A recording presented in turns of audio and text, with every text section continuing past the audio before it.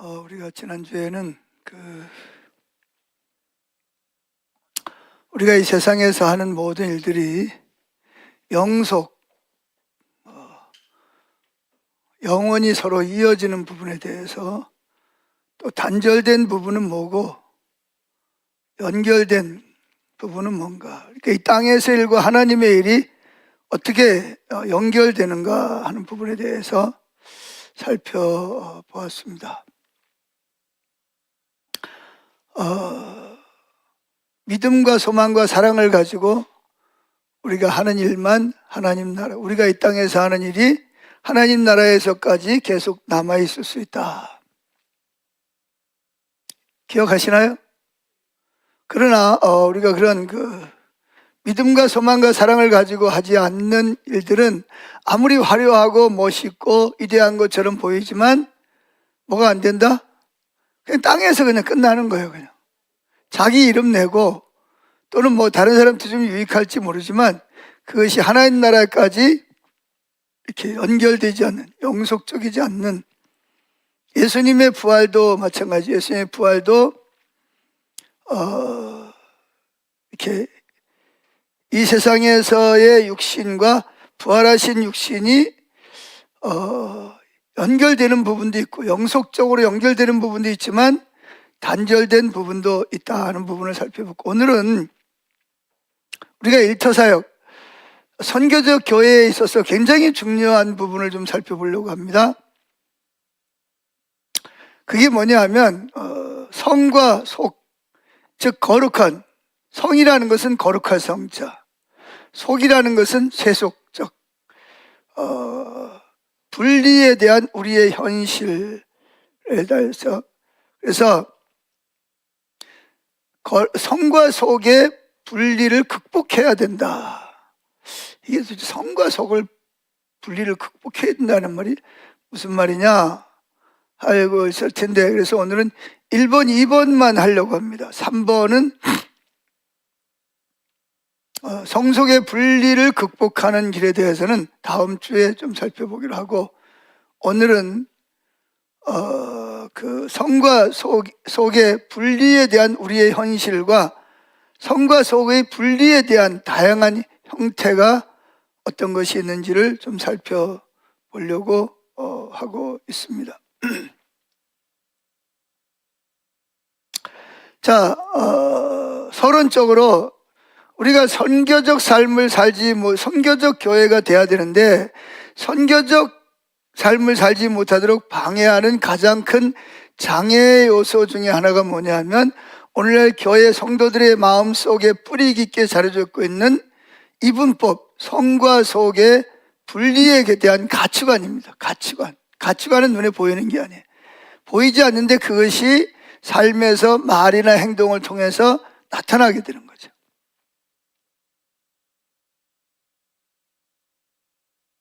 즉, 거룩한 것과 세속적인 것에 대해서 잘못된, 왜곡된 이해와 관점이라는 것이죠. 그래서 이게 BAM이라는 것은 선교적 교회를 방해하는 요소들이란. 그래서 개인과 또 교회가 선교적 소명을 감당하기 위해서 반드시 이 성과 속의 비성경적 이 개념을 극복해 나가야 된다, 그런 얘기입니다.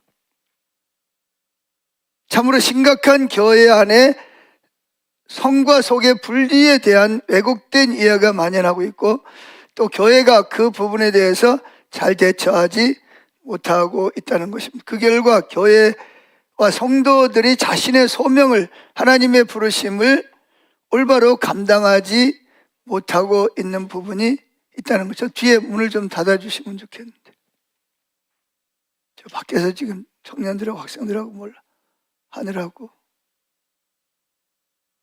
저기 또 우리 안수 집사님 한 분이 또 가서 또 열심히 또 하고 계시는구만요, 집사님들이.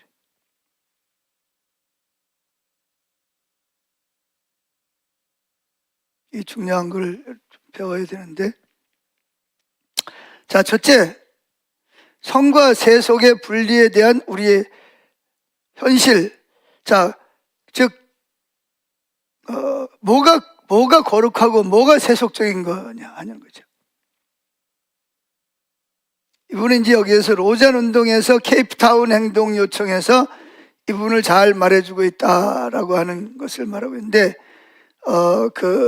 남아공하고 케이프타운에서 로잔 운동이 모였을 때 결의한 게 뭐냐?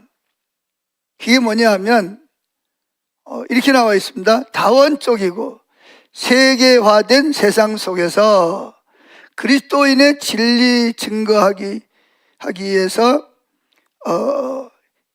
진리와 일터중 이 점을 대한 부분을 발제한 것이다, 이렇게 말하고 있습니다. 여기서 말한 것이 뭐냐면, 성경은 우리가 여러 소명이 뭐죠? 부르심.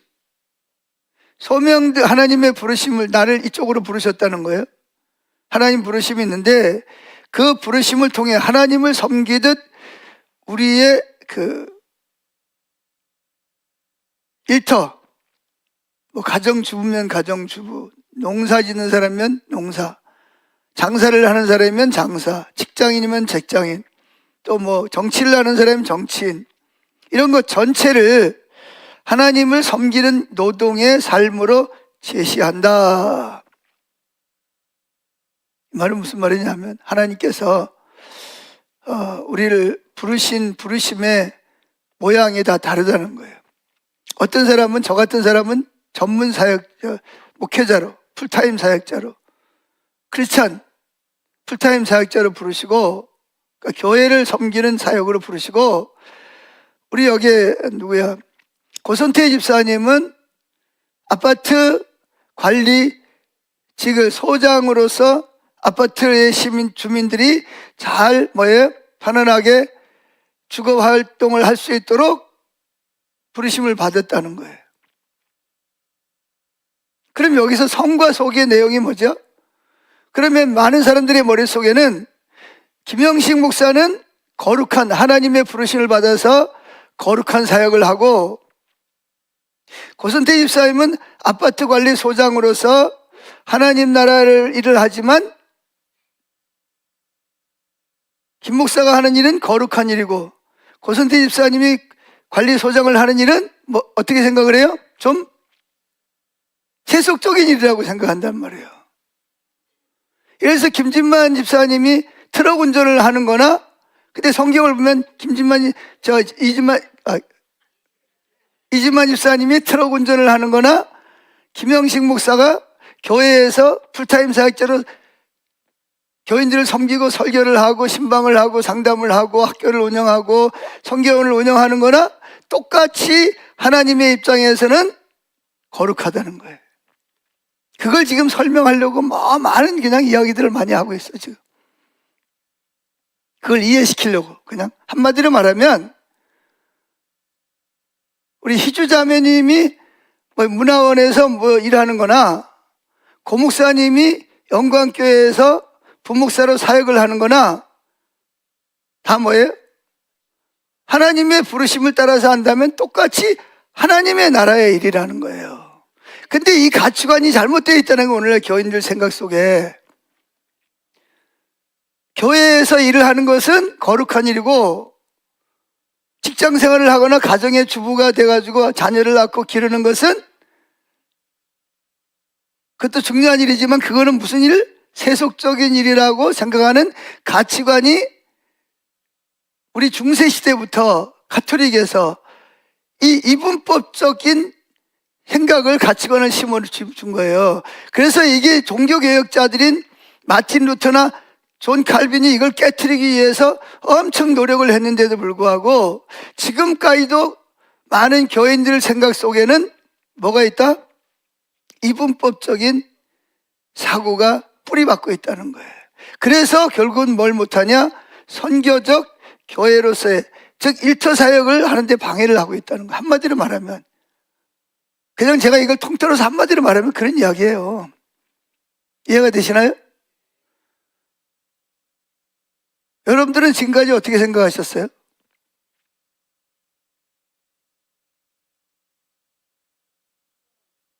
예?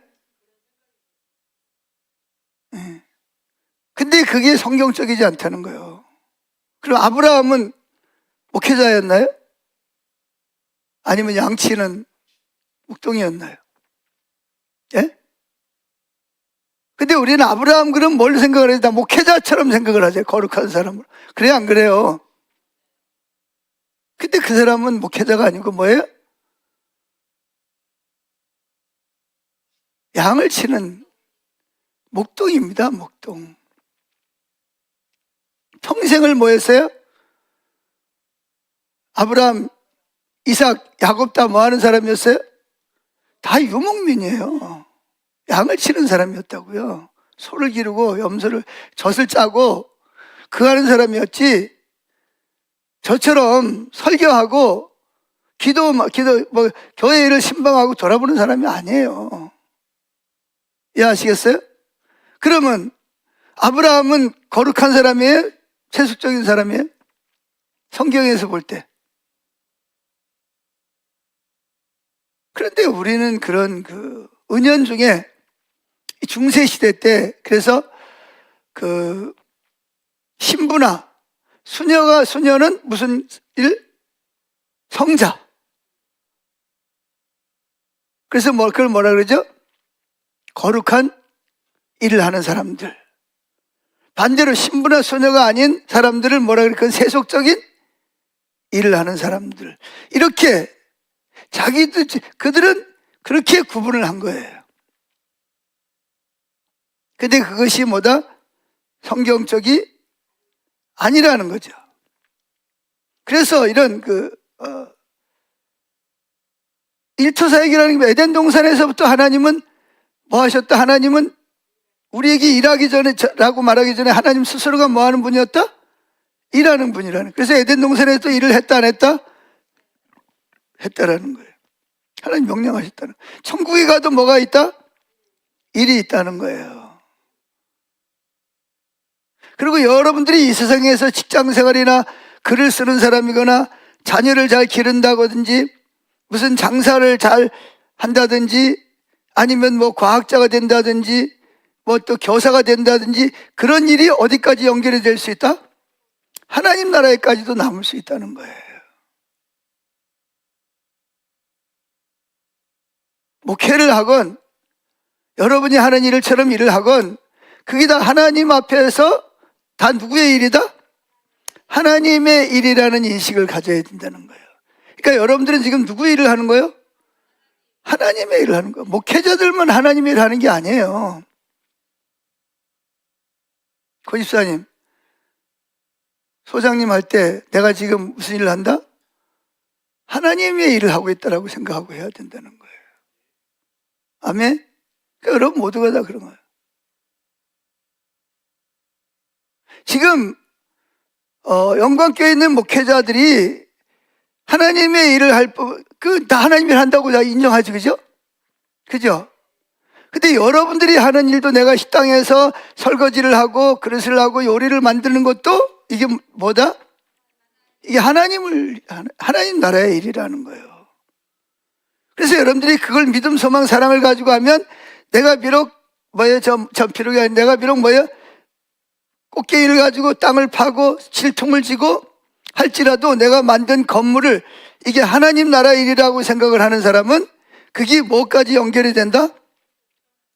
죽은 다음에 하나님 나라에 가서까지도 내가 질통지고 지었던 집들이 어디하고 연결된다? 그 일이 하나님 나라까지 영속으로 연결이 된다는 거예요. 근데 반대로 내가 목회자지만 하나님을 알고 사랑하는 마음을 가지고 하지 않고 하나님 나라 일이 아니고 내 어떤 월급이나 내 어떤 편안함을 위해서 했다면, 여러분 요즘 그런 얘기 많이 나오잖아요. 목사도 천국문에서 뭐 했다? 거절당했다는 거예요. 그래서 뭐 어떤 분은 그러더라고요. 400~500명, 150명 모이는 교회가 가지고 500명까지 교회를 성장시켜가지고 그러다 이제 교회에서 뭐 했냐, 교인이 좀 성장하고 그러니까 목사가 뭐 했어요? 마음이 높아진 거예요.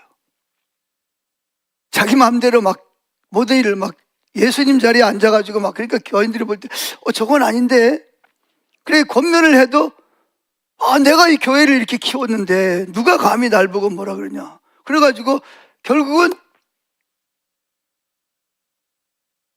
교인들이 들고 일어나가지고 결국은 무슨 투표를 해요? 신임 투표를 안 해도 되는데 워낙 이제 교인들이 이제 옥스케줄을 보니까 저건 아니다 싶어가지고 결국은 신임 투표를 하자 그래가지고 결국은 투표했는데 결국은 불신임을 당해가지고 500명 넘는 교회를 떠날 수밖에 없는 거예요.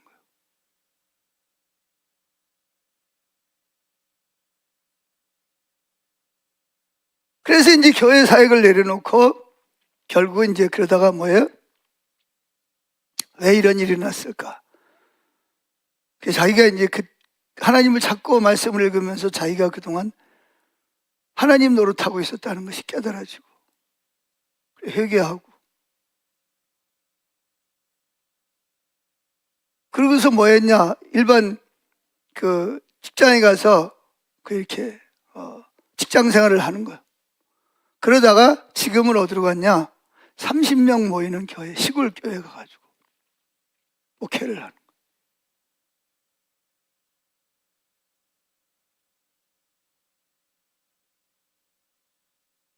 그게 왜 그러냐? 결국은 우리는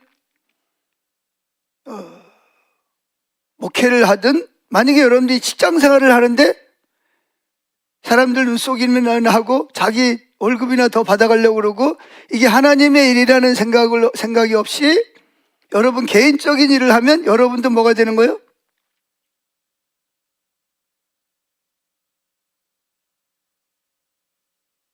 똑같이 돼버리는 거예요.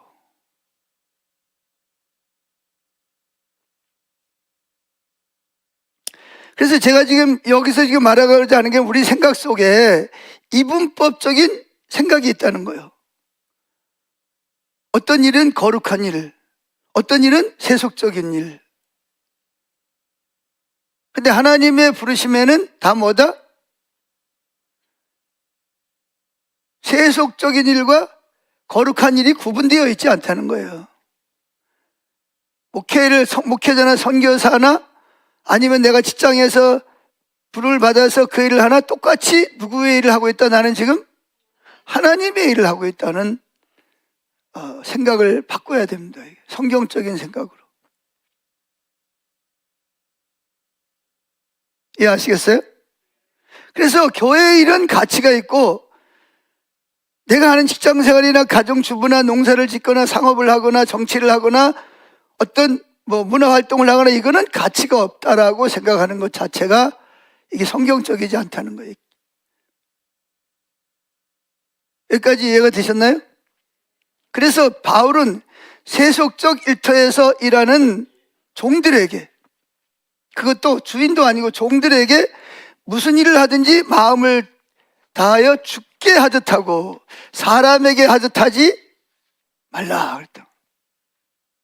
내가 지금은 좋은 그런 게 내가 어떤 직장 생활을 합니다. 직장 생활을 하는데 누구에게 하듯 하지 말고 사람에게 하듯 하지 말고 누구께 하듯 하라? 죽게 하듯 하라는 말이 무슨 말이에요? 내가 지금 이 종으로서 직장인으로서 아니면 또 농사꾼으로서 상인으로서 아니면 정치인으로서 아니면 교사로서 공무원으로서 하는 일이 누구의 일이라는 거예요? 이게 하나님이 그래서 죽게 하듯 하라는 거예요. 사람들 눈치만 싹 보고 적당히 하지 말고 누구의 일을 하듯이 하나님 앞에서 일을 하듯이 하나님 지금 나를 보고 계시잖아요. 내가 교회에서 교회 일할 때만 보십니까? 직장에 있을 때도 보십니까? 직장에서도 보시잖아요. 그런 일이 뭐다? 그래서 사람에게 하듯 눈가림만 하지 말고 누구에게 하듯 이게 하나님의 일이라는 가치관을 가지고 일을 하라는 거예요. 다른 사람이 눈가림만 하고 적당히 사람이 볼 때는 일하고 안 볼 때는 안 하고 사람 속이고 적당히 자기 착취하고 그러지 말고 이게 지금 누구의 일이라는 거예요? 하나님의 일이라는 거예요. 여러분들이 만약에 그런 일을 적당히 하면 아까 그 목사님처럼 여러분들이 직장에서 쫓겨날 수도 있고 여러분 죄가 드러나서 더 이상 승진이 안 되거나 빨리 회사를 나와야 될 수도 있고, 그리고 다른 회사에 가서도 그런 식으로 해가지고는 아무도 반겨주는 사람이 없어요.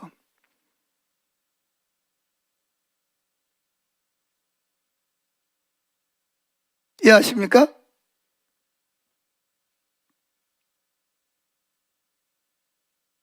그래서 여기 지금 이것은 교회에서 일하는 소위 성직자들에게 하는 말이 아니고 일반 사회에서도 아주 밑바닥의 일을 하는 사람들의 노동자들에게 하나님이 바울을 통해서 말씀하시는 거예요. 누구에게 하지 말고 사람에게 눈가림 하듯이 그냥 적당히 하지 말고 내가 지금 누구 일을 하고 있다? 여러분 그거 가지고 하나님 앞에 서야 됩니다. 여러분 직장생활을 어떻게 했는지 그거 가지고 하나님 앞에 선다니까요. 목회자가 어떻게 목회를 했냐에 따라서 하나님 앞에 설 때 서듯이 여러분들은 직장생활을 어떻게 했냐, 나가 가정의 주부로서 내가 어떻게 주부의 역할을 감당했냐, 그거 가지고 여러분 하나님 앞에 심판대 앞에 선다니까요.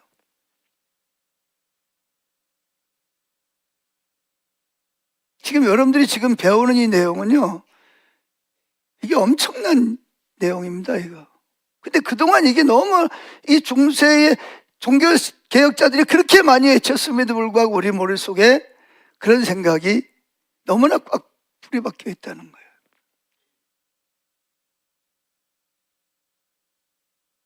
자, 2번을 보세요. 이러한 성과 거룩한 일과 세속적의 분리는 하나님의 성결을 위해 하나님의 백성들을 동원하는 것을 방해하고 주요 장애물로 우리는 전 세계 그리스도인들이 이러한 비성경적 가정들을 거부하고 그 해로운 영향들의 저항할 것을 촉구한다.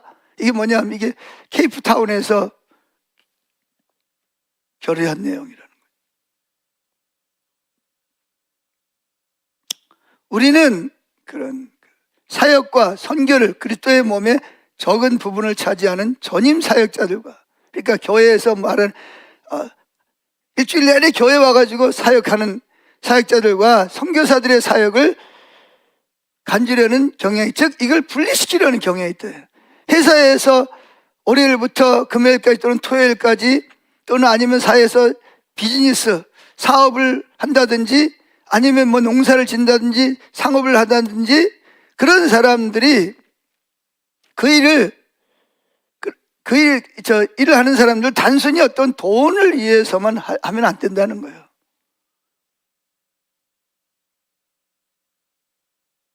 그 이전의 사고가 내가 지금 누구의 일을 하고 있다는 생각? 이 장사하는 일, 농사 짓는 일, 또 내가 직장에서 사무를 보거나 아니면 노동을 한다든지 이게 다 누구의 일이라는 사고를 가지고 내가 지금 하나님의 선교사적 사명을 감당한다. 이 일이 지금 내가 선교사로서 하나님의 일을 이해하고 있다는 사고를 가지고 하라는 거예요.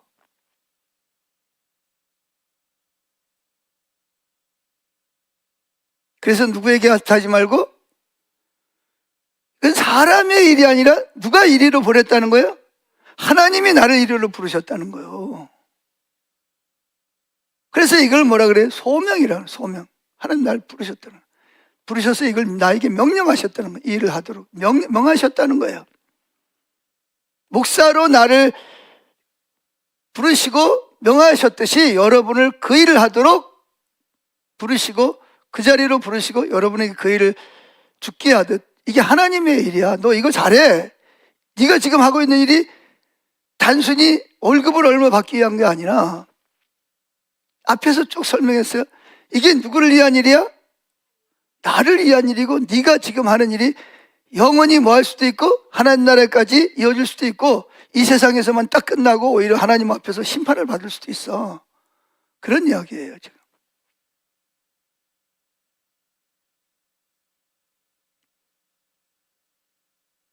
두 번째 교리가 뭐냐? B번. 우리는 모든 신자들이 일상 사역과 선교를 하나님이 불러 세우신 모든 일터로 받아들이며 이를 확증하도록 촉구한다. 우리는 목회자들과 교회 지도자들이 성도들의 삶의 모든 영역에서 봉사, 사역을 위해 그들을 구비시키며 그러한 사역 공동체와 일터에서 사람들을 도울 것을 요청한다. 그때 케이프타운에서 결정한 내용이 이런 내용이라는 거예요.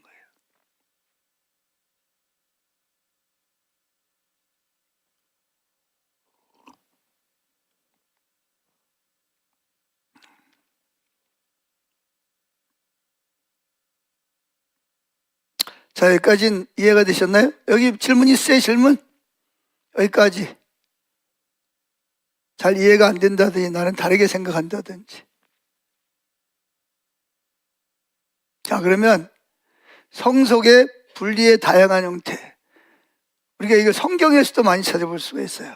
즉 지금까지 말한 것처럼 목회자나 선교사나 그것도 파트타임이나 풀타임 사역자라는 사람들은 거룩한 일을 하고 있고, 장사를 하거나 정치를 하거나 직장생활을 하거나 사업 비즈니스를 하는 사람들은 하나님과는 상관없는, 그래서 돈을 벌어가지고 선교사를 후원하고 교회에다 헌금을 내서 목회자들이 목회를 열심히 하도록 자기는 뒤에서 후원하는 존재라는 인식을 가지고 있는, 그것이 오늘날 교회 성도들의 삶 속에서 다양한 형태로 자리를 잡고 있다는 거예요. 여기서 그 대표적인 몇 가지를 살펴보려고 하는데, 물론 이거 서로 깊은 연관이, 첫째, 작은 첫째, 교회 사역이 더 높은 수준의 부르심인가? 아까 지금까지 말한 거예요. 목사나 선교사가 돼야 된다. 근데 그래서 뭐하지? 어떤 사람들은 정치를 하다가 정치를 그만두고 신학교를 가서 목회를 하는 사람, 심지어 의사를 하다가도 뭐예요? 의사는 아무래도 무슨 일 같아? 세속적인 일 같아. 내가 이래가지고 하나님 앞에 가서 이거 뭔가 하나님 나라를 위해서 살아야지, 이렇게 살다가 죽어서 되겠나 이거 하나님 앞에 가서. 그래서 뭐래요? 전문직을, 의사직을 포기하고 뭐예요? 신학교를 가서 목회자가 되는 거예요. 물론 이런 일이 있죠. 하나님이 내가 너를 마태처럼 세리장이었는데, 베드로처럼 고기 잡는 전문가였는데 너 그거 하지 말고 뭐 해라? 나를 따라와, 이거 해. 이렇게 불렀다면 해야 돼, 안 해야 돼요? 당연히 순종해. 근데 그러지도 않았는데 괜히 마음속에, 그게 왜 그러냐면 그런 속과, 그러니까 성과 속에, 그러니까 거룩한 일과 세속적인 일을 분리시키는 그런 사고가 머릿속에 있다 보니까, 내가 의사를 위해서 편하고 돈은 많이 벌고 존경은 받고 좋은데 내가 이래가지고 하나님 앞에서 이게 뭔가 죄책감을 느끼는 거야.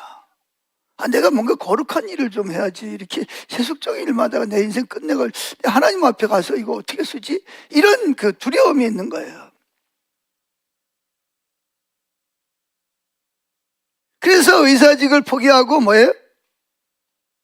이제 먹고 살 만큼 됐으니까 이제 하나님의 일을 해야지. 지금까지 한 건 누굴 위해서 한 거예요? 세속적인 일을 한 거고, 이제부터 뭐를 해야 돼? 뭔가 하나님 나라를 위해서 이래야 하나님 앞에 섰을 때 조금이라도 좀 덜 부끄러울 거 아니냐, 그런 생각을 가지고 신학교 가는 사람들이 있다 없다? 아이 잘들 주무시네. 잘들 주무셔. 오늘은 사탕 안 났나? 유경재 사모님, 집에 가서 사탕 좀 드시고 오셔. 제일 만만한 사람을 여기를 해야지, 시험 안 들 사람한테.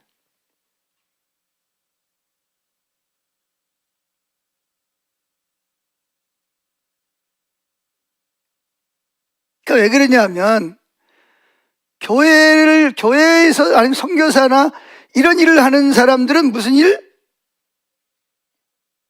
거룩한 일이고 하나님 앞에 가서도 상급이 클 것 같고, 나는 내가 하는 일은 뭐예요? 의사 하는 일은 돈은 벌어서 편할지 모르지만 하나님 앞에 섰을 때 너 뭐 하다 왔냐?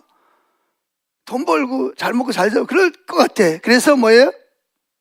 그때 대본이 많은 사람들이 진짜 그런 사람들이 많아요. 왜? 의사가 되는 이유가 뭐죠?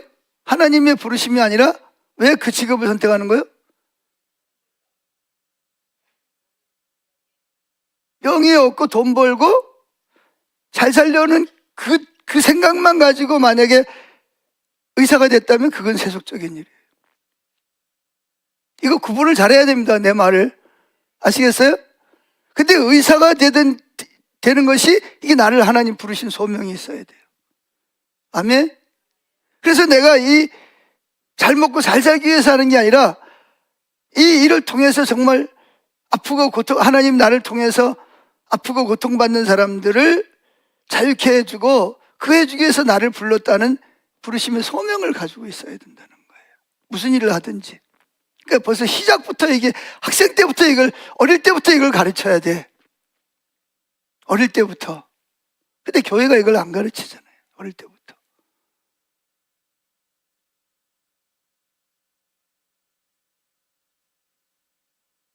그래서 이걸 어릴 때부터 가르쳐야 된다는 거예요. 그래서 목사나 선교사, 풀타임 사역자만 거룩한 일이 아니고 하나님이 나를 부르셨다, 이 일로 부르셨다면 이 일이 단순히 먹고 살기 위한 일이 아니라 이게 누구의 일이다? 이게 하나님을 위한 일이기 때문에 이 일이 어디까지 연결이 된다? 하나님 나라 천국에 가서까지도 이게 연결이 된다는 믿음을 가지고 해야 된다는 거예요. 그런 자세를 가지고 일하는 사람과 단순히 돈을 벌어서 여행 다니고 또 좋은 차 타고 좋은 거 먹고 살려고 하는 사람과는 일하는 자세가 다를까요? 똑같을까요? 똑같이 다르죠. 요즘에 우리나라 의사들은 환자를 뭘로 보는 거예요? 돈으로 보는 거예요. 돈. 이건 얼마짜리, 이건 얼마짜리, 얼마짜리. 이런 의식을 가지고 아무리 일을 해도 그거는 세속적인 일이에요. 그 목사들도 마찬가지죠.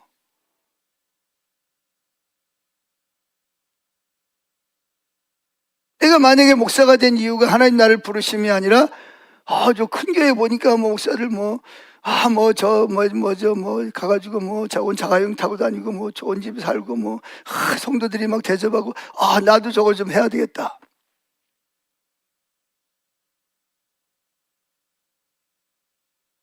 하나님의 부르심도 없이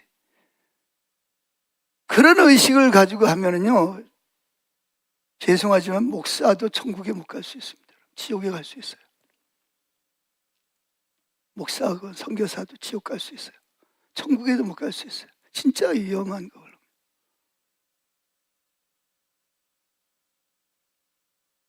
제가 신학교 갈 때쯤 돼가지고 이화여대에서 설문조사를 했는데 신랑감 1위가 뭔지 아세요? 뭐겠어요? 목사예요, 목사. 의사보다, 변호사보다, 판사보다 1위가 뭐였냐면 목사였어요. 그러니 제가 신학교 들어가기가 얼마나 공부를 많이 했겠어요. 서로 너도 나도 신학교 가려고 그러는 거예요. 그래가지고 신대원 시험을 치는데 제가 학교 옆에 가지고 제가 반년 동안 하숙을 하지 않았습니까? 하숙에, 맞아? 혼자 사는 걸 뭐라 그래요? 친구들하고 자취하면서 코피 터져가면서 공부했습니다. 그런데 그때 신대원 시험을 치는데 내 친구 중에 하나는 4번 떨어졌습니다. 4번. 그런데도 불구하고. 그래가지고 결국은 에이, 더러웠다. 그러면서 욕하고 어디로 가는 다른 쉬운 데 가가지고 목사 안수를 받는 그런 사람이 많았어요. 그만큼 그때는 그 신대원 들어가기가 그렇게 어려워. 사람이 너무 많이 몰리니까. 근데 지금은 뭐예요? 미달이에요, 미달. 왜 그러죠? 대형 교회 몇 개 빼놓고는 다 고생이잖아요, 고생.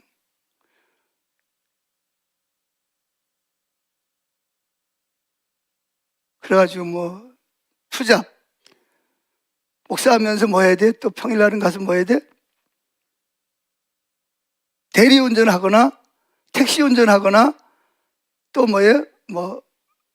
노인들, 이렇게 실어다 주는 그 운전을 제일 많이 하더라고. 우리 노예도 보니까 목사님들이 다 어려워요. 다 힘들어요. 몇몇 교회 빼놓고는. 그러니까 다 안 하려고 그래. 인기가 없어. 그래서 지금은 뭐죠? 이와에 대해서 설문조사를 했는데 일반 직업군에서 맨 아래에서 두 번째가 목사라도.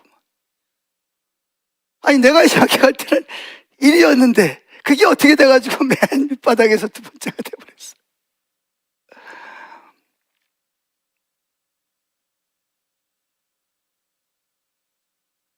그러니까 그게 뭐냐면 그 의사가 되기 위해서 얼마나 고생하고 얼마나 열심히 했겠어요. 전문직이 되기. 근데 그거를 포기하고 어떤 사람은요, 그 의료직에 종사하다가 포기하고요, 뭐 하고 있냐면 신학교 가기에는 너무 힘드니까 선교회 간사 역할을 하는 사람도 있어요. 간사 역할을 하면 이게 하나님의 일이니까. 이게 뭐냐면 이게 우리 사고 속에 들어와 있는 이게 성경적이지 않는 잘못된 사고들 때문에 그러는 거예요. 이해하시죠? 자, 그러면 봅시다. 정말 목회자로 부른 하나님의 부르심이 있어요. 어디 보냐? 출애굽기 28장 1절. 찾았습니까? 읽어보죠. 너는 이스라엘 자손 중 내 형 아론과 그 아들들 곧 아론의 아들들 나답과 아비후와 엘르아살과 이다말과 그와 함께 내게로 나오게 하여 나를 섬기는 제사장 직분을 행하게 하되. 뭘로 부른 거야? 아론과 그의 아들들은 말 그대로 교회 사역으로 부른 거예요. 자, 그 다음에 또 마가복음 1장 16절 17절 시작. 갈릴리 해변으로 지나시다가 시몬과 그 형제 안드레가 바다에 금을 던지는 것을 보시니 그들은 어부라. 예수께서 이르시되 나를 따라오너라. 내가 너희로 사람 낚는 어부가 되게 하리라 하시니. 누구를 부르는 거죠? 고기 잡는 직업을 가진 베드로 형제를 어디로 부르는 거예요? 전문 그런 사람 낚는 어부가 되는 사역으로 부르는 거예요. 자, 사도행전 13장 2절 시작. 주를 섬겨 금식할 때에 성령이 이르시되 내가 불러 시키는 일을 위하여 바나바와 바울을 따로 세. 이게 먼저 선교사예요. 선교사로 하나님 부르신 거예요. 두 번째, 동시에 하나님은 교회 사역이 아니라 다른 일을 통해서 하나님 나라 사역을 하도록 부르셨습니다. 그게 누구냐? 자, 신명기 31장 14절 시작. 여호와께서 모세에게 이르실 때 내가 죽을 기한이 가까웠으니 여호수아를 불러서 함께 해막으로 나오라. 내가 그에게 명령을 내리리라. 모세와 여호수아가 나가서 희막에 서니. 하나님이 모세가 죽을 때가 되니까 자기가 하던 일을 누구에게? 여호수아에게 이 많은. 근데 여러분 저를 보세요. 모세하고 여호수아는 우리가 말하는 교회 부르심을 받은 사람입니까? 사회 정치적 부르심을 받은 사람입니까? 아니, 솔직하게 말해봐요. 지금까지 어떻게 생각했어요? 모세와 목회자한테 뭘로 부름받았다고 생각하죠? 교회 사역을 위해서 부름받았다고 생각하는데 땡입니다. 땡. 땡이에요. 땡. 땡이 뭔지 아세요? 아니라는 거예요. 모세하고 여호수아는요, 정치적인 리더들입니다. 정치적인 리더. 그래서 모세를 내버려두고 하나님이 누구를? 그의 형 아론을 뭘로 부른 거예요? 교회 풀타임 사역자로 그 자녀들을 부른 거예요. 모세의 자녀들은 뭐가 아니에요? 교회로 그 제사장으로 부름받은 사람이 아니고 레인으로 부름받은 사람들입니다.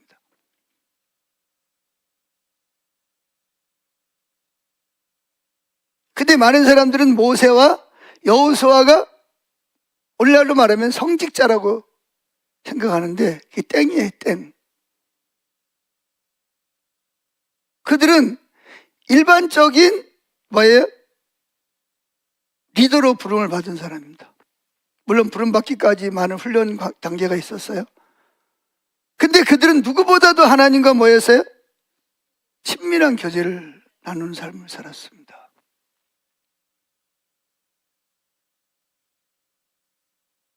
그들은 종교 지도자가 된 것이 아니었어요. 그러면 여러분이 잘 알고 있는 다윗 장막에 나오는 사람 이름이 뭐예요? 다윗은 성직자입니까? 정치 지도자입니까? 자, 성경을 보세요. 사무엘상 16장 12절 13절 시작. 이에 사람을 보내어 그를 데려오매, 누굴 데려온 거예요? 막내 아들 다윗을 데려오매 그는 빛이 붉고 눈이 빼어나고 얼굴이 아름답더라. 여호와께서 이르시되 이가 그니 일어나 기름을 부으라 하는지라. 사무엘이 기름 뿔병을 가져다가 그의 형제 중에서 그에게 부었더니 그날 이후로 누가? 다윗이 여호와의 영 성령에게 크게 감동되니라. 사무엘이 떠나서 라마로 가니라. 여러분, 성직자에게만 성령에 임하는 게 아니에요. 그럼 다윗은 성직자입니까? 정치 지도자입니까? 그러요, 정치 지도자면서 장군이면서 시인입니다. 시인. 시를 제일 많이 쓴 사람이잖아요. 근데 그런 누구보다도 하나님과 친밀해서 하나님이 뭐라 그랬어요? 하나님 마음이 아픈 사람. 근데 하나님 마음이 아픈 다윗은요, 성직자가 아니에요. 오늘날로 말하는 종교 지도자가 아니에요. 세상 지도자예요. 정치인이에요. 이해하세요? 근데 우리는 다윗도 뭔 줄 알아요? 종교 지도자라고 생각을 해요. 우리 머릿속에 있는. 아니에요. 그럼 다니엘은 뭐예요? 다니엘은? 오늘날로 말하면 다니엘은 성직자예요? 아니면 일반 정치 지도자예요? 정치 지도자입니다. 하루에 3번씩 기도했고 3대에 걸쳐서 나라가 바뀔 때 바뀌어도 총리를 했던 사람입니다.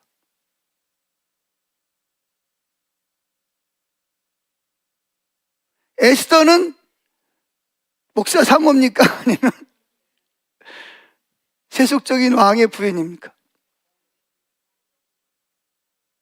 근데 어떻게 쓰임받았어요? 이스라엘 백성을 구원하는 하나님께 기름 부음으로 쓰임받은 사람들.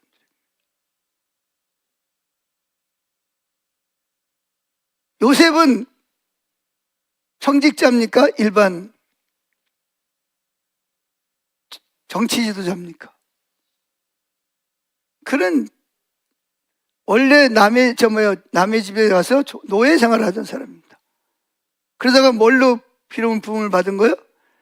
애굽을 살리고 그 지역을 살리는 총리로 기름 부음을 받은 사람입니다. 근데 그들은 다 뭐였어요? 교회 종교 지도자를 누구보다도 누구랑?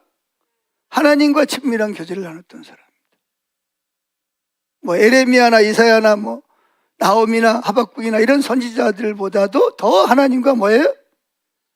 친밀한 교제를 나눴던 사람들입니다. 그러니까 꼭 목사가 아니고 선교사가 아니더라도 여러분 직장인들도 농사꾼도 장사꾼도 노동자도 얼마든지 누구랑 하나님과 친밀한 교제를 나눌 수 있다는 거예요. 그리고 하나님 나라를 위해서 영속적인, 지금 내가 말한 그들은 하나님 나라까지 그들이 한 일이 영속됐을까요? 끝났을까요? 하나님 나라까지 영속적으로 이어진 거예요.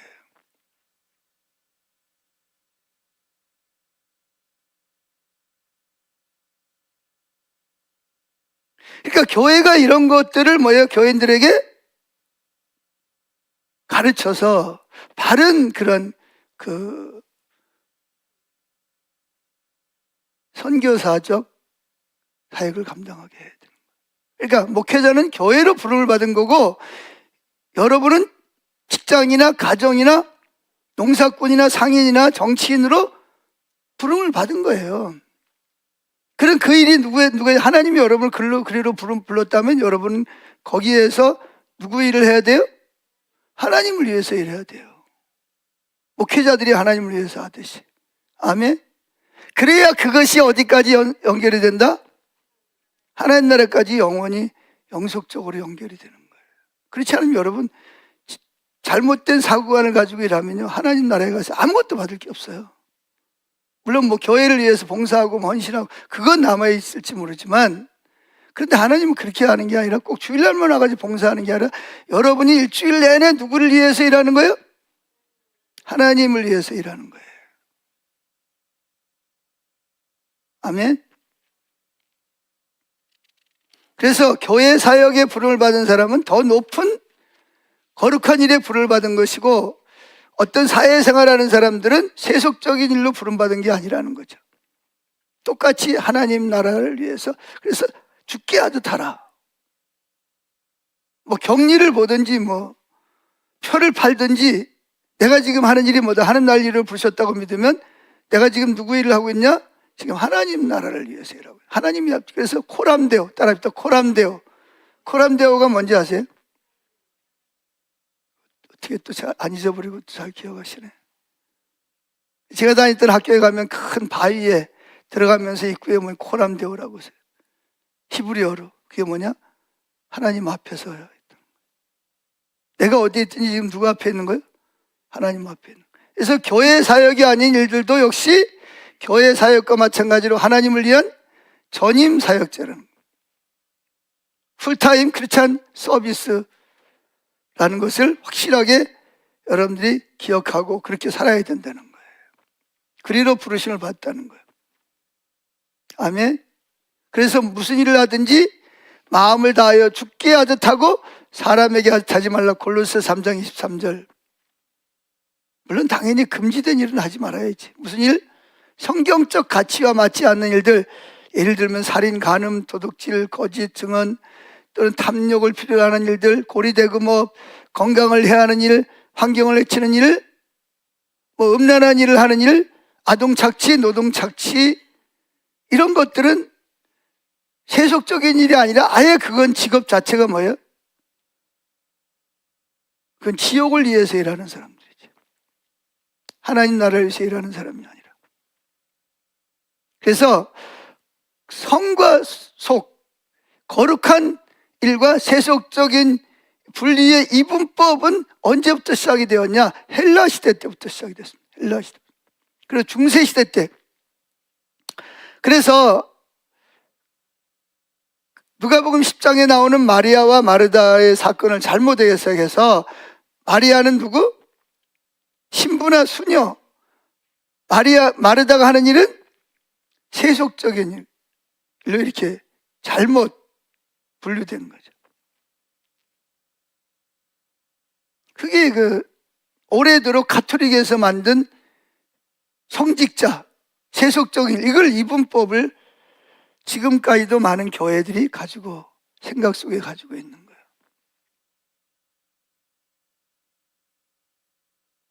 조 집사님, 지금 중요한 강의하고 있는데 저거 하는 것도 중요하지만 이거 잘 배우셔야 돼요. 꼭 들으세요. 예?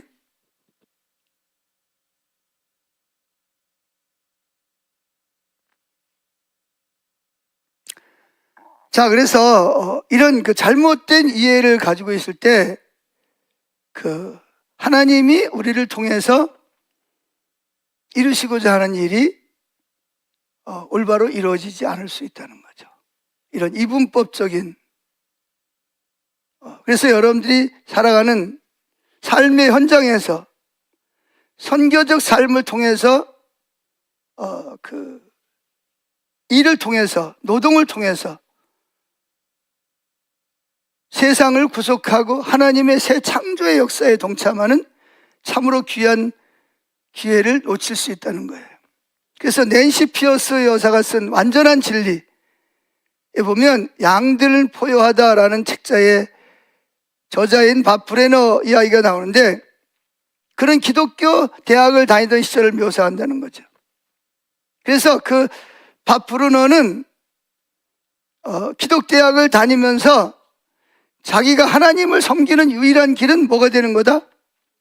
목회자나 선교사가 되는 길이다 라고 생각을 했다는 거예요. 왜냐하면 학교에서도, 기독교 학교에서도 은근히 그렇게 가르쳤다는 거예요.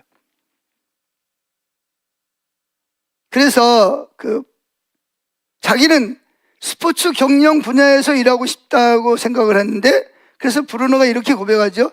나는 내 자신이 2등급, 그러니까 1등급이 아니라 1등급은 교회에서 목사나 선교사가 되는 거고 자기는 2등급 학생인 것처럼 여겨졌다는. 그래서 목회사역이나 선교를 준비하는 동료들은 장차 참된 교회를 하게 될 인물로 대우를 받고 자기는 뒤에서 뭐예요?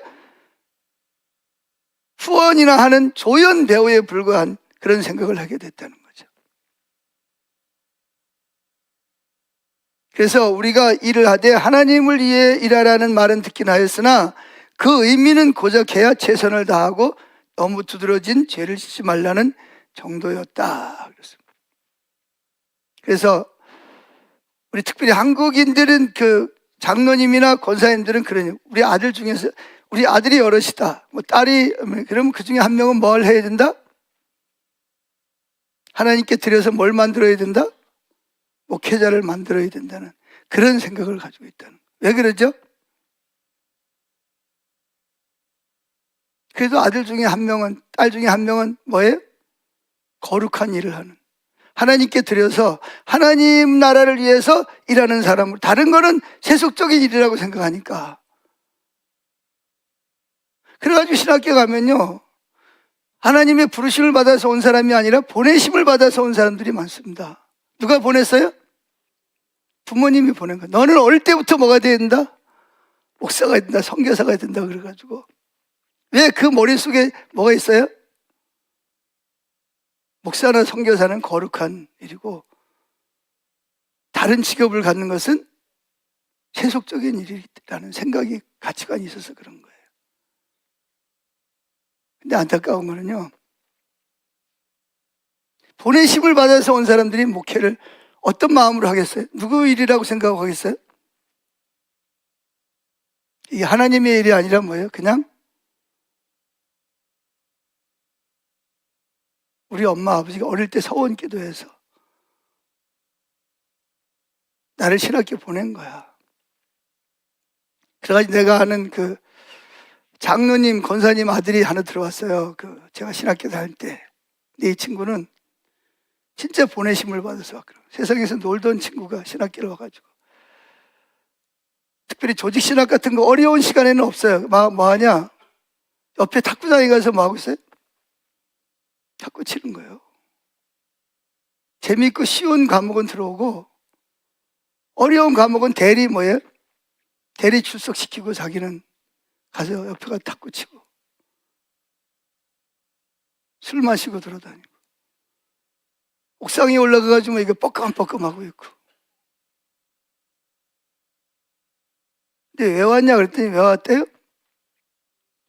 우리 엄마가 내가 뱃속에 있을 때 서원 기도를 했다는 거야. 그래서 나는 뭐가 돼야 된다? 난 목회자가 돼야 된다는.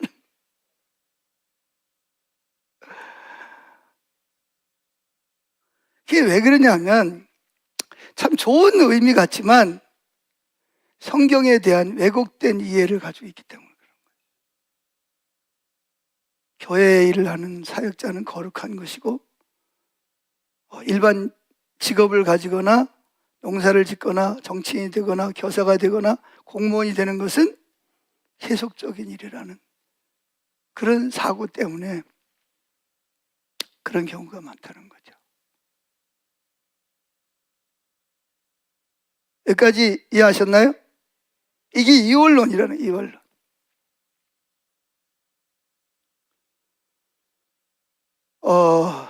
작은 두 번째 보면 일 자체가 하나님의 일이라는 사실을 인식하지 못하는 것 위에 형태와 깊이 연관되어 있지만, 그러니까 많은 사람들이 뭐냐면 내가 지금 하고 있는 일이 누구의 일이라는 거? 하나님을 위한 일이고, 이 일이 어디로 연결이 된다?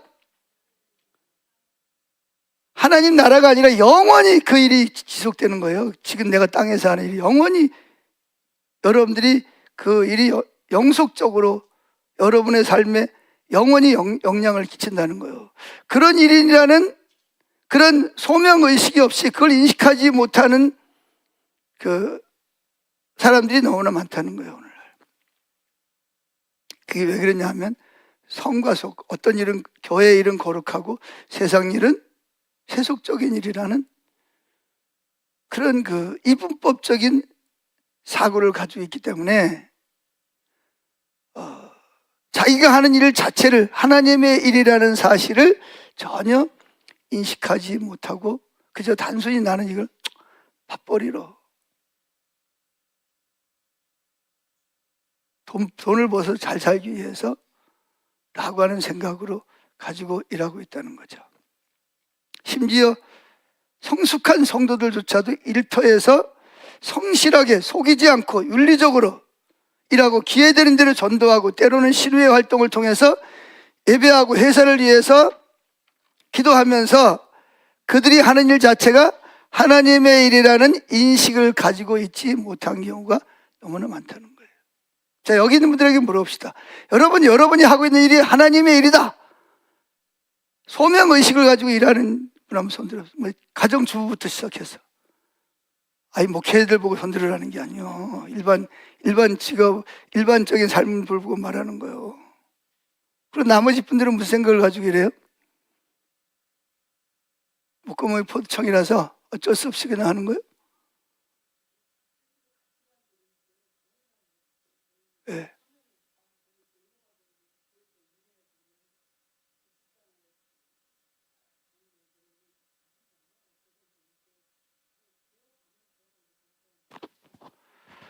네, 그래서 좋은 이야기입니다. 믿음은 들으면서 생기는 거예요.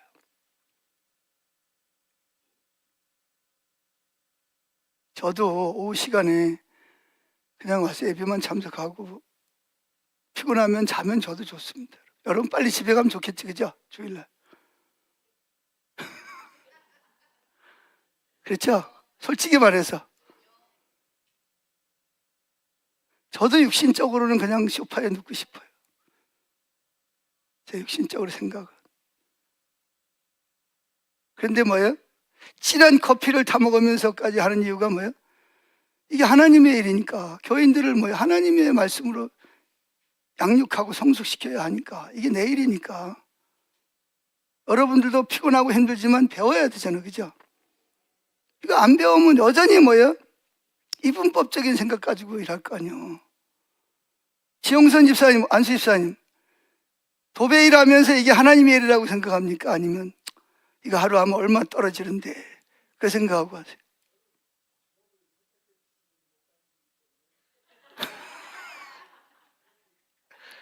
아, 그 일을 목사님이 하라 그런 거예요? 어느 목사님이? 아, 처음에 신앙생활 했던. 그래서 일할 때 이게 하나님의 일이라고 생각하고 하시는 거예요? 아, 예. 감사합니다. 박수 한번 쳐주세요. 아이고. 잘하시는 거예요. 자, 밑에 레슬리 누비긴의 이야기를 한번 들어봅시다. 자, 목사 한번 읽어보시죠. 어딘지 잘 몰라요.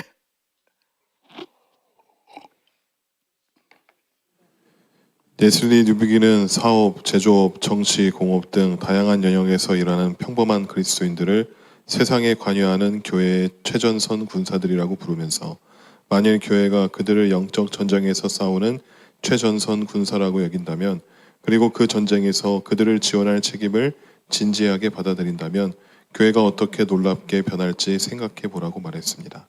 그는 묻습니다. 우리는 그들의 증언을 강화하기 위해 그들이 날마다 직면하는 매우 어려운 윤리적 문제들에서 그들을 돕기 위해 그들이 날마다 경험하는 영적 전쟁에서 온 교회가 그들 뒤에 있다는 확신을 주기 위해 어떠한 진지한 노력을 해왔는가? 예. 레슬리 누비긴은 뭐를 말하냐면 사업하는 사람 또는 뭐 제조업하는 사람, 정치, 공업 또는 뭐 농사, 직장생활하는 다양한 영역에서 일하는 평범한 그리스도인들을 뭐라고 불렀다고요? 세상 일에 교회에서 최전선 군사. 그러니까 제일 앞에 나서서 뭐 하는 거예요? 부딪히고 싸우고 앞으로 전진하는 최전선 군사들이다, 이렇게 말을 한다는 거예요. 그러니까 누비기는 어떤 면에서는 목회자들보다 누가 더 이런 여러분들이 그 부르심을 통한 가정이든 뭐 직장이든 뭐 어디든 간에 여러분들이 지금 뭐 하고 있다는 거예요? 오히려 최전선에서 지금 하나님 나라를 위해서 일하고 있는 뭐예요? 최전선의 군사들이라고 여긴다. 이렇게 말하는 레슬리 누비기는. 그만큼 그런 의식을 가지고 일하는 사람들이 뭐하다? 중요하다는 거예요. 그래서 그 전쟁을, 그래서 뒤에서 후방에서 교회는 뭐한다 그러면 목회자와 교인들은 그들이 최전선에서 잘 뭐 할 수 있도록, 싸울 수 있도록, 사역을 감당하도록 뭐예요? 후원하고 무기를 대주고 어떻게 싸워야 되는지, 어떻게 윤리적인, 어떻게 돈을 관리하고 어떻게 사람을 대하고 하는 것을 후원하는 교회가 있다는 것을 그들에게 뭐예요? 알도록 해줘야 된다는 거예요. 왜냐하면 실제로 그렇잖아요. 목사는 맨날 대하는 게 누구예요? 교인들 대하잖아요. 근데 직장에 나가는 분은 누구랑 대해요? 맨날 안 믿는 불신자들 대해야 되고. 누가 더 힘들겠어요? 유혹도 많고 힘든 일들이 많겠죠. 그러니까 여러분들을 레슬리 누비기는 뭐라고 말한다? 최전선의 군사들이고. 그래서 교회가 뒤에서 뭐 해야 된다? 그들이 그 전쟁을 잘하도록 훈련시켜주고 든든한 백이 되어줘야 된다는 거예요. 그런데 이 낸시 피어스가 미국 국회에서 강연한 적이 있는데, 강연이 끝나자 국회의장이 찾아와서 워싱턴에서 오는 많은 기독교 젊은이들이 정치에 관심을, 국회의원이 되거나 그런 사람들이 많은데 관심을 가지고 정치를 하는데 마음속에는 뭐가 있다? 죄책감을 느끼고 있다는 거예요. 그들 중에는 많은 기독교 좋은, 여러분 뭐 하버드 대학이든지 뭐 프리스톤이든지 대부분이 다 누가 세운 교회예요? 교회가 세운 학교들이거든요. 그게 다 기독교 학교들이에요. 그런데 그들이 정말 내가 하나님을 사랑한다면 정치가 아니라 뭘 해야 된다고 생각한다? 목회자가나 선교사가 돼야 된다는 생각을 해야 되는데, 내가 지금 정치를 하는 것에 대해서 죄책감을 가지고 정치를 한다는 거예요. 그게 올바르다 잘못됐다? 잘못된 가치관이라는 거죠. 이분법적인 잘못된 생각을 가지고 있다. 오히려 그들이 뭐예요? 목회자나 그런 사람보다 더 뭐예요? 최전방에 적들과 영적 전쟁을 하고 문화 전쟁을 하고 사회를 변화시키는 최전선의 전사들이기 때문이라는 거죠. 그래서 작은 세 번째, 그런데 주변의 팽배한 세속적 가치관을, 세 번째도 굉장히 중요합니다. 가치관을 그대로 인정하고 받아들이는 것, 이게 뭐예요? 거룩한 것과 세속의 분리의 이원론의 굴복한 매우 중요한 형태 중 하나는 주변 문화의 팽배한 세속적 가치관을 그대로 인정하고 받아들이는, 이게 무슨 말이냐면 이런 뜻이에요. 쉽게 설명할게요. 어떤 의사가 병원을 운영합니다. 일주일에 한 번씩 뭐죠? 신우회 예배만 드리고 세금 잘 내고 그 다음에 뭐예요? 가난한 사람들 잘 도와요. 그런데 문제는 뭐죠? 가치관은 무슨 가치관을 가지고 하는 거예요? 이게 하나님의 일이라는 생각이 아니라 무슨 생각을 하는 거예요? 말 그대로 안 믿는 사람들이 돈을 벌어서 편안하게 살고 떵떵거리고 살고 그런 생각을 가지고 있거나, 아니면 세속적인 그런 경영 방법을 가지고 병원을 운영한다면 그것도 역시 뭐예요? 잘못된 그런 이분법적인 세상 것을 적당히 타협하고 받아들이는 그런 이분법적인 삶을 살고 있다는 것이죠. 그러니까 나름대로 직장 생활을 하면서 교회 생활을 하고 또 사업을 합니다. 그러나 그들이 종사하는 영역에 대한 비성경적인 혹은 이교적인 그런 가치관을 그대로 인정하고 받아들인다. 예를 들면 어떤 이렇게 미국에 가면 어떤 산부인과가 있는데, 그 산부인과는 어떤 산부인과냐? 낙태 전문 산부인과입니다. 근데 거기에 종사하는 직원들이 다 누구예요? 다 기독교인들, 간호사들도 기독교인들. 그들이 점심시간이나 쉬는 시간에는 무슨 이야기를 해? 교회가 다르니까 우리 교회는 이런 행동을 해. 이런 프로그램이 있어. 우린 이런 성경 공부를 하고 있어. 그런 이야기를 자랑스럽게 하면서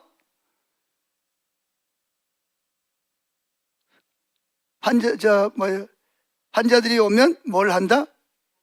낙태를 권유한다는 거예요. 그리고 낙태를 하는 일을 자기들이 직접 뭐 한다? 실제로 낙태를 하고 있다는 거예요.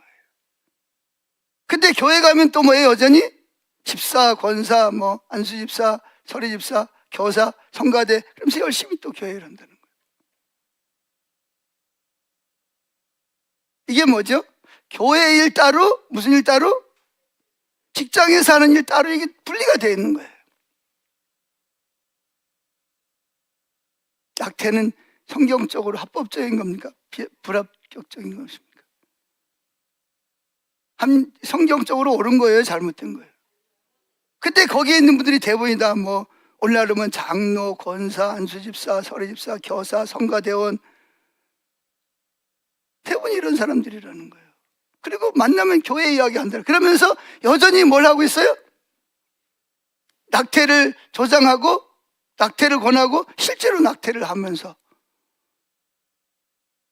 그러니까 그들은 그러면서 또 일주일에 한 번씩 모여가지고 또 신우에 또 예배드리고 월급 타면 11조 하고 교회 헌금하고 그러기 때문에 그러니까 이게 이게 완전히 이분법이에요. 교회 오면 뭐고? 그리스도인이고 직장에 가면 완전히 이건 뭐예요? 사탄적인 역할을 하는 거예요. 살인 저지를 저지르는 거죠. 그러면서 아무런 죄책감도 느끼지 않고 마치 당연한 것처럼 생각하는 그런 병원이 있다는 거예요. 이제 예를 들어 설명하는 겁니다. 그러니까 자기들은 뭐 하고 있다? 신앙생활 잘하고 있다라는. 이것도 정말 잘못된, 옳지 않는 그런 가치관을 가지고 있는 이원론적인 신앙생활이라는 거죠. 그래서 그리스도인들이 섬기는 사람 중에는 세속적 교육 이원론을 비판 없이 받아들이는 사람들 또는 뭐죠? 용인된 세속적 경영, 회사를 운영하는 데 있어서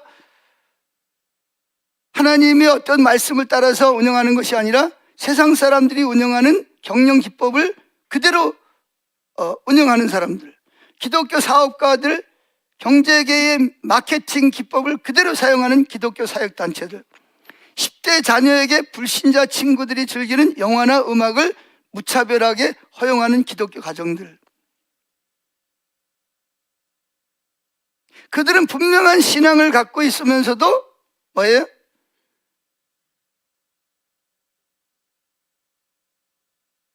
하나님 나라를 위해서 일하는 것이 아니라 하나님 나라에, 교회 가면 하나님 나라의 일이고 회사나 자녀들을 양육하는 것은 전혀 하나님과는 상관없는 이분법적 사고를 가지고 회사를 운영하거나 직장생활을 하거나 자녀를 양육하거나 교육 이론을 받아들이거나 문화를 배우 활동을 하거나 가수 활동을 하거나 아니면 과학 활동을 하거나. 과학은 과학이고 기독교는 기독교. 그건 개인적인 일이고 과학적인 일은 이거는 공적인 일이라고. 개인과 공적인 일을 이제 앞으로 다루겠지만 이걸 분리시켜 버리는 거예요. 그러니까 코람데오 하나님 앞에서가 가능해요? 불가능해요? 아니, 하나님 앞에서가 아니에요.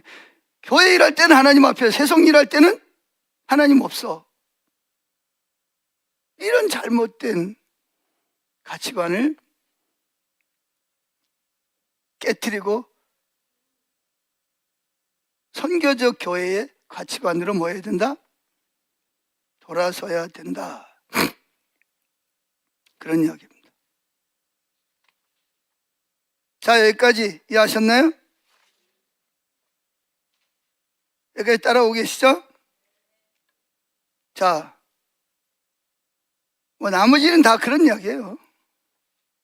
그래서 이제 다음 주에는 세 번째, 거룩한 성과 세속적 분리를 어떻게 극복할 까, 이걸 어떻게 극복해서 이겨나갈 수 있냐, 대안을 제시하는 부분에 대해서 살펴보려고, 제가 이 부분이 너무 중요한 부분이기 때문에 이 부분을 좀 이렇게 시간을 좀 많이 할애를 했습니다. 자, 여기까지 질문 있는 분 있어요?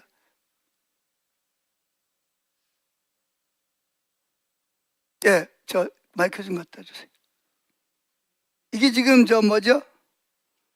이게 밖으로 지금 계속 나가고 있기 때문에 듣는 사람들 입장에서는 이게 우리끼리만 이야기를 하면 무슨 얘기를 하는지 모르니까 뭐 해도 괜찮은 이야기만 하세요. 이 책의 질문하고 맞는지 모르겠지만 제가 정보에 의하면 예. 독일에서 예. 독일에서 가장 좋은 직업이 목회자가 1위, 2위가 판사, 3위가 의사라고 합니다. 그런데 한국의 그 영적 리더들이 말하기를 독일은 자유주의 신학이라 그렇다 그랬는데, 지금 아까 목사님이 말씀하신 거 보면은 한국에서 제일 목회자가 밑에서 두 번째라고 했잖아요. 그런데 독일은 자유주의 신학인데 한국은 왜 이렇게 교회가 이렇게 무너졌으며, 또 정부에 또 보니까 700만 명이 떠났다고 했는데, 우리가 처음 신앙생활할 때 1200만이라고 했는데 지금 뭐 500만, 700만이 떠났다는데 그게 사실인지 궁금합니다. 첫째, 독일하고 한국하고는 다릅니다. 독일은 세금 속에 종교세라는 게 있습니다. 기독교 인세. 이게 우리나라하고는 다릅니다. 우리나라는 목사도 세금을 내야 됩니다. 저도 세금 냅니다. 그런데 독일에는 세금도 없고 뭐도 없어요. 월급을 교회가 주지 않습니다. 국가가 월급을 줍니다. 고목사님도 저 독일 가면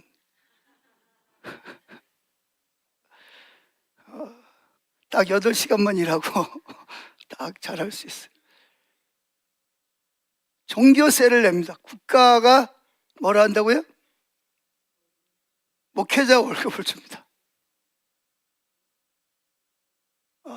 그러니까 뭐 새벽 예배를 안 해도 그 월급 주고, 빈둥빈둥 놀아도 그 월급 주고 다릅니다, 이게 제도 자체가. 근데 이제 독일도 그게 무너지고 있어요, 서서히. 왜 우리가 종교세라는 게 기독교 목회자들을 위한 사례비를 자기들을 위해서 목회자가 일하고 섬기기 때문에 그걸 누가? 국민들이 책임져야 된다. 왜? 거긴 다 기독교 국가라고 생각을 하니까. 그런 사고가 있어요. 우리나라 사고하고는 전혀 다릅니다. 그런 게 있고, 또 700만이 떠났다라고 하는데 그거는 통계를 내는 기관마다 다 다릅니다. 어느 게 진짜 맞는지 잘 몰라요. 1200만 중에는 이단까지 다 포함해서 그렇다는 단체도 있고, 어떤 데는 기독교인들만 1200만이었는데 뭐 얼마가 떠났다, 교회가 뭐 얼마나 없었다, 그렇게 제가 보기엔 700만이 떠났다는 것은 저는 수긍하지 않습니다. 떠난 건 많이 떠난 건 사실이지만 여전히 큰 교회 가면 시간 늦게 가면 본당에 못 들어갑니다.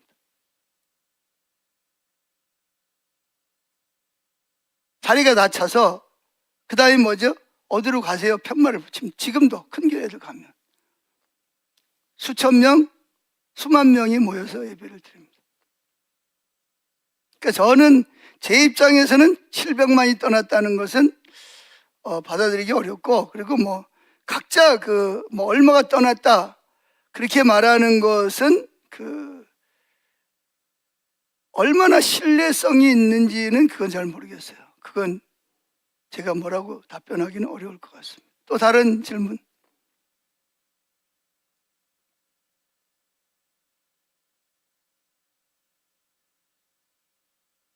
참고로 독일은 루터교가 대부분이 차지하고 있습니다. 그리고 일반 다른 교회들도 있는데 다른 교회는 아주 약합니다. 또 다른 질문이나 말씀하실 거 있어요? 없어요? 예? 없어요? 자, 이해는 하시겠어요? 무슨 얘기인지? 네, 우리가 이거 지금 여러분들이 배우는 거는 잘 이해를 잘해야 됩니다. 잘못하면 또 오히려 또 다른 또 그 잘못된 또 그 신앙을 또 가질 수가 있어요. 그래서 이 정확한 올바른 신앙을 가지는 것이 필요합니다. 그래서 지금 참고로 우리나라 신학교는 2개 빼놓고는 거의 다 미달입니다. 2개 대학 빼놓고는. 그것도 1개 대학도 지금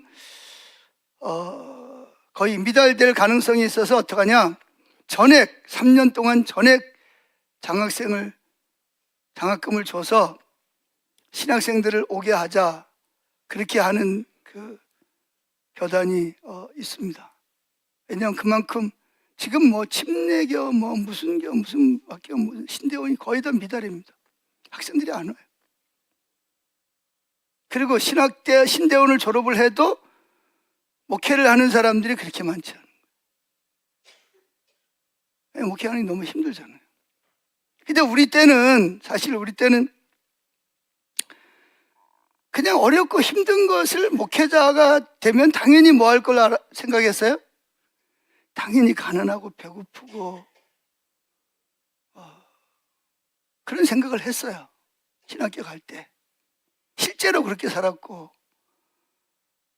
뭐 집이 없어가지고 창고에 들어가서 5 식구가 연탄광에 들어가서 살기도 하고, 뭐 정말 쉽지 않는 삶을 살면서도 그냥 그거를 당연하게 생각을 했어요. 목회자니까 우리 이 길을 가야 되니까 그렇게 생각을 했는데, 시대가 많이 바뀌었잖아요. 그래가지고 뭐 교회에서도 목회자들이, 부교육자들이 뭐예요? 노조 만든다 그래요. 노조 만든다. 그리고 어떤 교회는 부목사가 고발을 했어요. 왜 고발했냐? 내가 새벽 예배도 나가고 때로는 수요 예배 시간에 할 때는 퇴근 시간 이상에 해서 예배 참석하고 철야기도 때 예배 참석했는데 왜 수당을 안 주냐?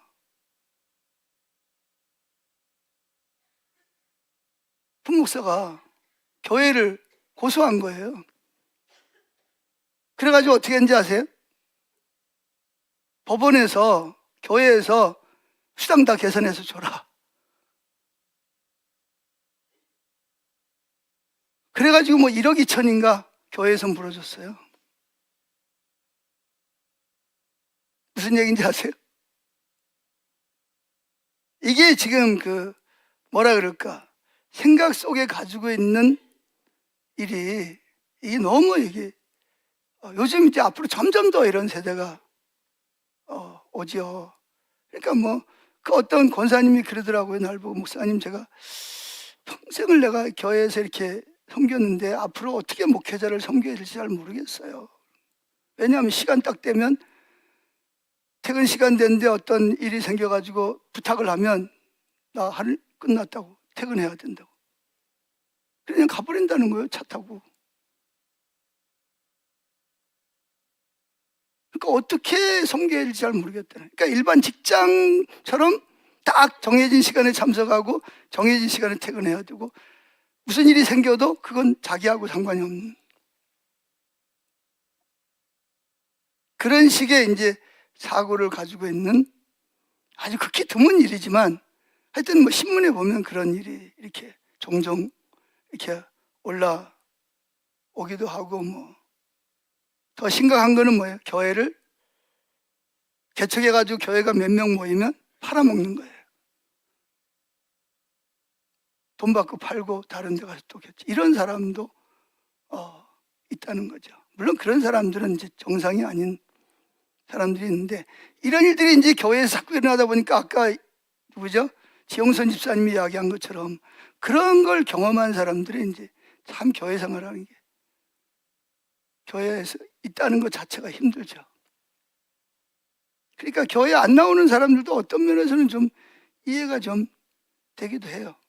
참 안타깝다는 생각이 들기도 하고, 뭐 하여튼 그러니까 뭐 세상 사람들만 그런 게 아니라 교회 안에서도 뭐 성도들은 물론이거니와 뭐 목회者사이에서도 그런 일이 이제 세상이 악해지니까 점점 더 어떤 세속적인 가치관이, 잘못된 가치관들이 교회 안에 보이지 않는 그 성별의 벽이 무너지니까 세상적인 가치관이 그대로 교회 안으로 자꾸 들어오다 보니까 이제 이런 일이 벌어지는 거죠.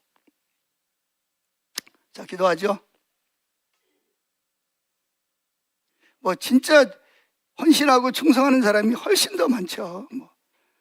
뭐 거의 뭐 더 많지만 그렇지 않은 경우들도 종종 그런 얘기 들으면 이제 실망하는 거예요. 아, 뭐 교회가 뭐 이래. 어떻게 그럴 수가 있어. 그런 생각을 하고 이제 힘들어하는 부분들이 있습니다. 그건 누구도 장담을 못해요. 나도 모르죠. 뭐 나도 제가 뭐 앞으로 뭐 어떻게 될지 누가 알겠어요. 하나님이 도와주지 않으시면 하나님 은혜가 다 필요합니다. 여러분들도 다 마찬가지고. 우린 누구도 뭐 함부로 이렇게 판단할 수 있는 위치에 있지 않죠. 그건 하나님만 할 수 있는 일이니까. 자, 우리 한번 기도합니다. 지금 배운 말씀들을 잘 이해하고 또 기억하고 실제 그 삶을 살 수 있도록 도와달라고 주여 한번 부르고 기도합니다. 주여.